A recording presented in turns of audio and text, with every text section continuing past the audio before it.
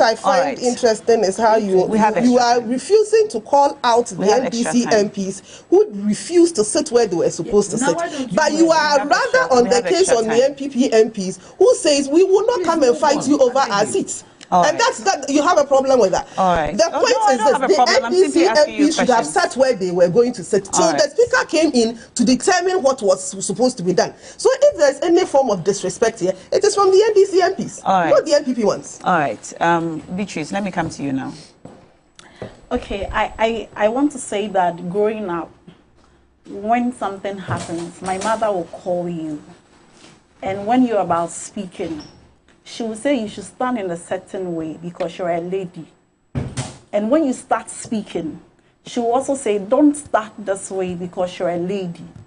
So there are things you can say in public, and there are things you can say in private. I think this morning, I will not glorify the disrespect. I will not descend into the gutters. I think that we have to raise the level of the discussion.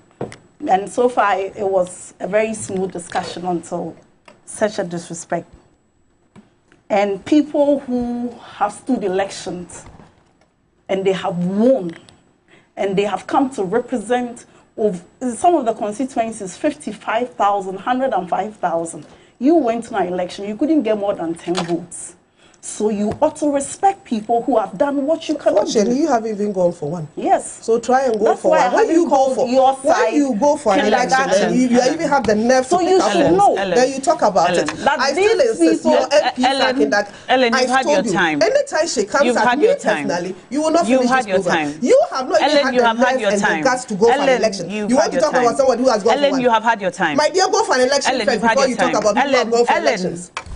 With all your everything, you had your time. I haven't had my time. You should have called her out. You have had your time. Personally. When you come at me personally, you will not speak. The fact. You will not speak. As we sit here, you haven't even had the nerve in your party to even go for a police station election. You are talking about me. Ellen. As you sit here, has she ever gone for an election? Ellen, you've had your time. Beatrice, please make a submission without referring to me. Then you can make yours. Otherwise, as you sit here, your own party have no respect. You can't be talking about somebody who has gone for an election. So I'm have the nerve, go for an election. Then you can talk about that. Until that, my dear, go straight to your point. So I'm saying that we ought to respect people when we say you can describe, you can disagree with them. This morning, we've all disagreed with the Supreme Court. Nobody has had to call Supreme Court judges kindergarten children to make their... So that point has to be made. And Nashako, it is not enough that you only dissociate the station. Sometimes you have to do more than that. But I will not belabor the point.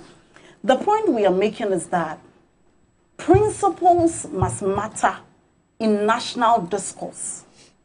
And people who do one thing should not all of a sudden change their position merely because it does not suit them. When you do that, Nashako, I maintain that it tells you how decisions about the 32 million Ghanaians or so are made.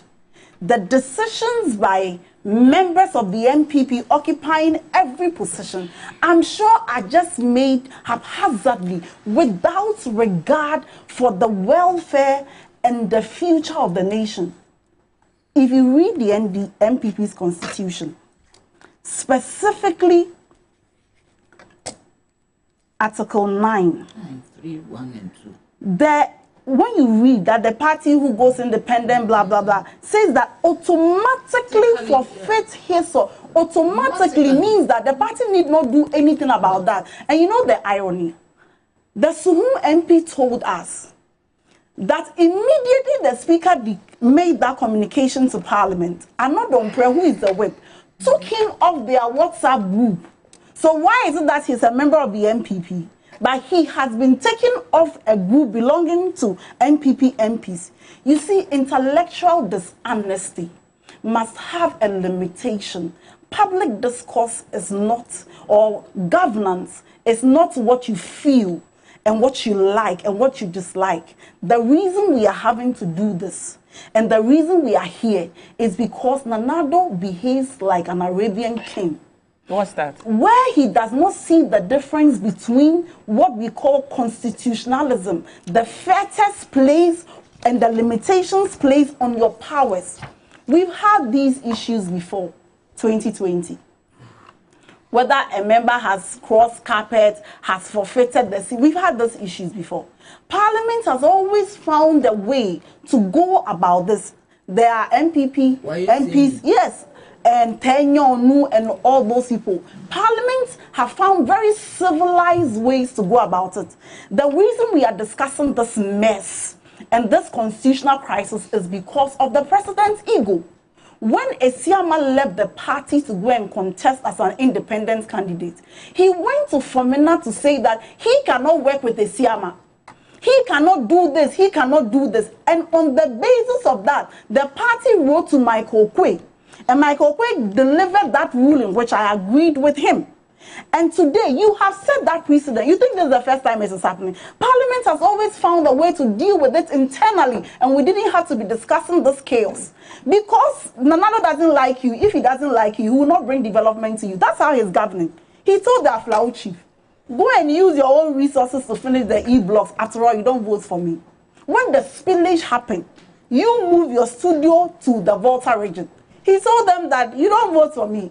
If not because I'm president, actually, I wouldn't have been coming here. You said that was a light-hearted statement. The president goes around joking. Governance now is a joke. When the Kumfi chiefs came, what did he say? And it was taken in out of context. So what about the Kumfi chief? What about the fact that the president commands chiefs to get up and then greet him? If you don't do that, the bodyguard may probably shoulder you. It matters not. You see, we are living in a time of crisis. Crisis which we have imposed on ourselves because we voted for a group of people who feel so entitled as if Ghana is their inheritance. Check the record of the MPP. From the time of Nkrumah, they have always believed that Ghana is their inheritance. They believe that they are more Ghanaians than anybody. And so they don't treat Ghana like the resources are ours. Look at what they are doing with the Japa. Look at what they did with PDS. Look at how Nanado is using state money, dishing it out to the children as if there is no tomorrow. We are in this constitutional crisis because the president does not respect what we call constitutionalism. Every president knows that there are limitations. Everything may be permissible, but not everything is beneficial. Until we vote this arrogant government out, nothing will change. All right.